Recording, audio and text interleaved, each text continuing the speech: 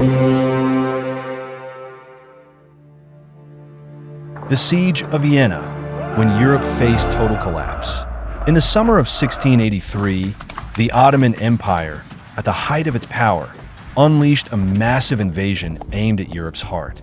Leading an army of over 150,000 men, Grand Vizier Kara Mustafa Pasha moved with one goal: to capture Vienna and open the gates of Europe to Islamic conquest. The Holy Roman Empire, weakened and fragmented, stood unprepared. Across the continent, fear spread like wildfire. Vienna, known as the Shield of Christendom, became the front line. With just 11,000 defenders, the city faced impossible odds. The walls would be tested by weeks of bombardment, tunneling, and starvation. Outside the city, desperate envoys rode through the night, pleading for help. If Vienna fell, there would be nothing to stop the Ottoman advance toward Rome and beyond. The fate of the continent now hinged on one city, and the courage of those within its crumbling walls. By July 14, 1683, the Ottomans encircled Vienna. The city's supplies dwindled as bombardments shattered buildings and morale. Day and night, cannon fire pounded the bastions. Ottoman sappers dug tunnels beneath the walls, planting explosives meant to collapse entire sections.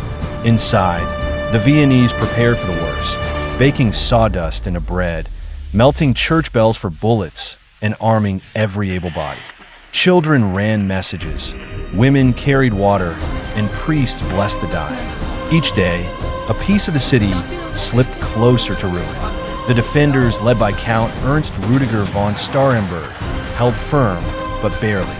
Every breach was a near disaster. Each night brought fresh terror. The cries of the wounded, the smell of fire and blood. It was a city living on the edge of collapse. But far to the west, help was rallying.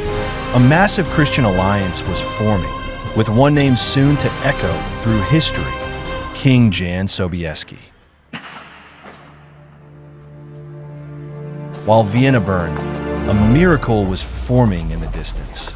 The Pope himself called for a united Christian force to repel the Ottoman threat.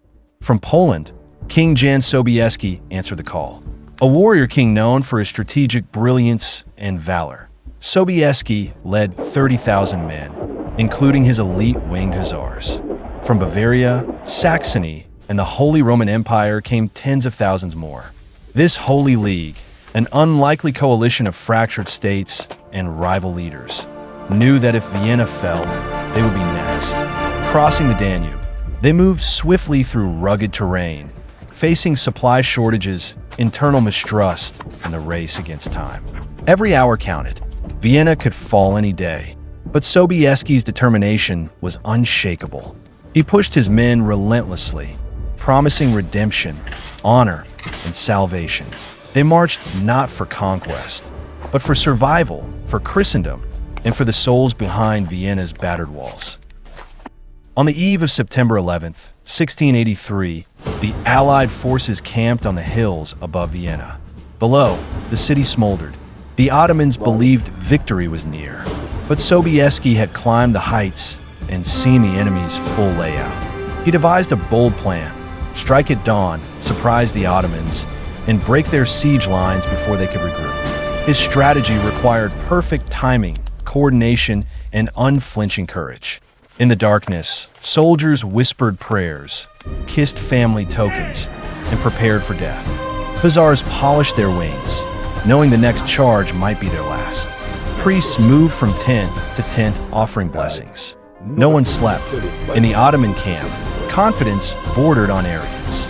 Kara Mustafa had underestimated the West's ability to unite. That would prove his fatal mistake. As the final stars faded from the sky, Europe's greatest gamble was about to be played. At dawn on September 12, 1683, the hills of Kahlenberg roared to life. Allied cannons opened fire, and infantry surged down the slopes into Ottoman trenches. The Ottomans, caught off guard, scrambled to regroup. Fierce hand-to-hand combat erupted across the ridges.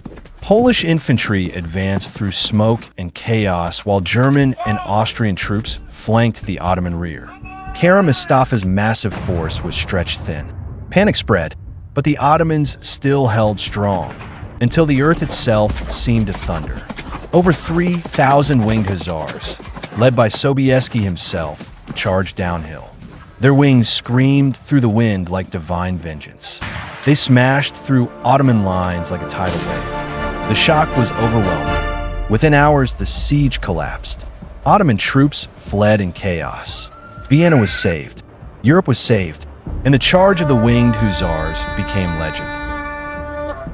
The battlefield was a ruin of ash, blood, and broken banners. Vienna had survived, but at a terrible cost. Thousands lay dead. The Ottoman dream of European conquest was shattered. Kara Mustafa, humiliated, would soon pay with his life, strangled with a silk cord by the Sultan's order. Jan Sobieski rode into Vienna not as a conqueror, but a savior. He entered St. Stephen's Cathedral and gave thanks.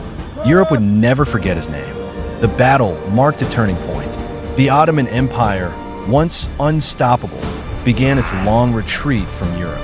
Christian kingdoms, once fractured, saw what unity could achieve.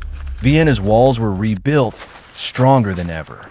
The victory echoed across the continent, a testament to courage, faith, and the power of unlikely alliances. The tide had turned. Europe had held the line. Today, the Battle of Vienna remains a symbol of survival against overwhelming odds. The winged hussars, with their wings of iron and hearts of fire, live on in legend. Sobieski is remembered as the Lion of Leicester, a hero who turned the tide of history. The city of Vienna stands as a thriving heart of Europe, its survival shaped by one brutal, glorious day in 1683. Historians debate the clash of civilizations, but all agree, had Vienna fallen, the world as we know it would be unrecognizable. This was more than a military victory. It was a cultural reckoning, a spiritual stand, a declaration that even in darkness, unity can spark salvation. The siege of Vienna was not the end. It was the rebirth of a continent. If this story moved you, subscribe to Timeless Legend and discover the battles that shaped our world.